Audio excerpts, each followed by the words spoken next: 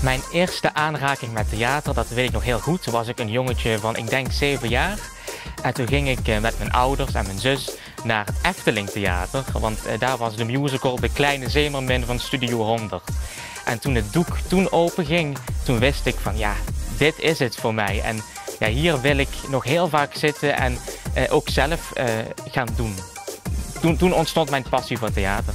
Momenteel studeer ik drama en in mijn opleiding heb ik mijn passie voor theater nog verder ontwikkeld. Dus dat wil zeggen dat ik nog meer geniet als ik naar theater ga, dat ik ook weet hoe het is om het zelf te maken. En dan is kijken ook weer heel anders en misschien wel leuker voor mij, omdat ik weet wat je allemaal moet doorstaan om uiteindelijk bij dat eindresultaat te komen van een voorstelling. Wat ik komend seizoen wil gaan proberen is toch ook wel weer andere voorstellingen te zien dan ik gewend ben. Dus ik zou bijvoorbeeld heel graag een keer een opera willen zien, want dat lijkt me eigenlijk heel mooi.